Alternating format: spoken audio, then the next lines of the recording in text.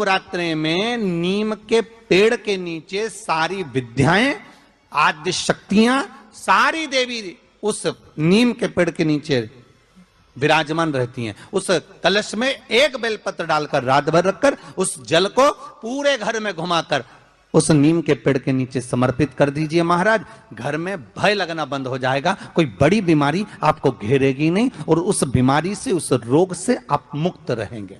उस बीमारी से, उस रोग से आप मुक्त पाएंगे।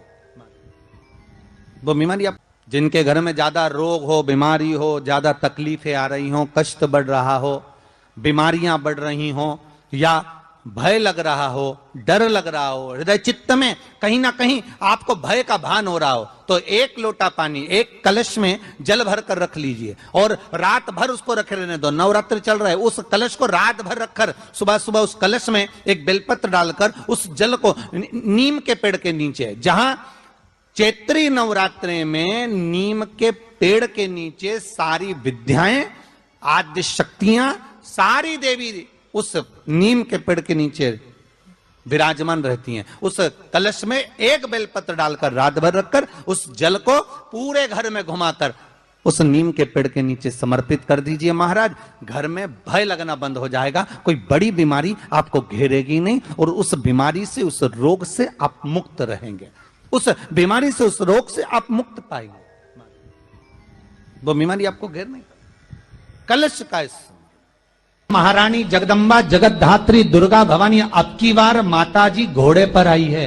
तो घोड़े पर जो देवी जी आती है वो समृद्धि को देने वाली आती है, लक्ष्मी की वृद्धि, धन दे देगी कि आपने पीछे के 4 साल में नहीं कमाया होगा, इतनी मेरी मां भंडार भर देगी। उस कलश पर आम के पल्लव शिव का वर है। किसका वर है ये? शंकर का।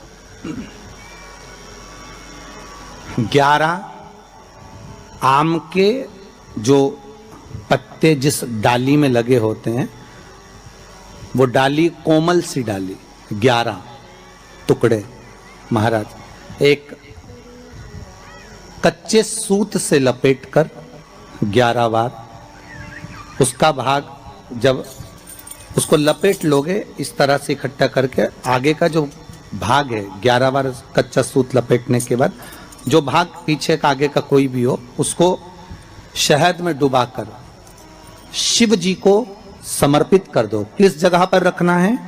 अशोक सुंदरी वाली जगह। अशोक सुंदरी की जगह जानते हो आप लोग, पहले भी आपको बताया है, आज फिर आपको वर्णन कर दें।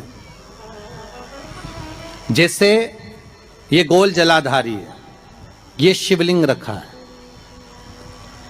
ये 2 जहां से पानी बह रहा है बाबा के चरणारविंद, राइट में श्री गणेश जी का स्थान, लेफ्ट में कार्तिकेय का स्थान, बीच में अशोक सुंदरी की जगह।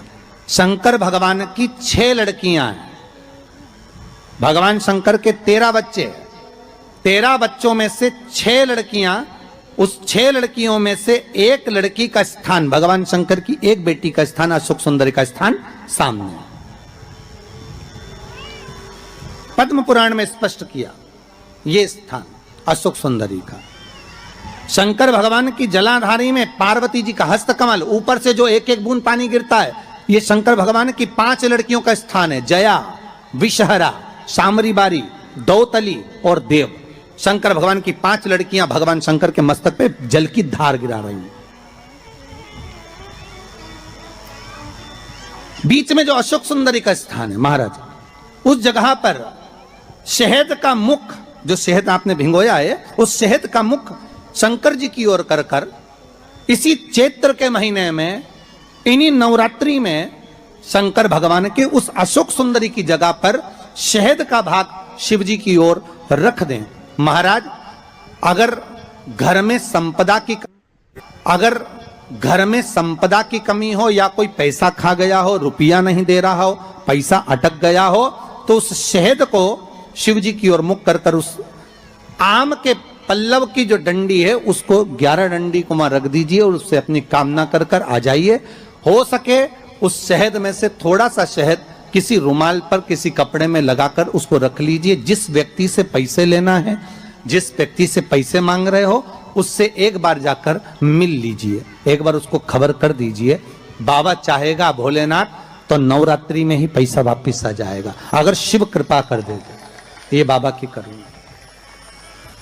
आम का पल्लव कोई साधारण नहीं जिसको कलश के ऊपर रखा जाता है, शिव की कृपा। जिस आम के पेड़ पर स्वयं कामदेव चढ़कर भगवान शंकर के तीसरे नेत्र द्वारा जलकर भस्म हो जाते हैं, वो आम का पेड़ साधारण नहीं हो सकता, सहज नहीं है। और वैसे भी शिव शिव है।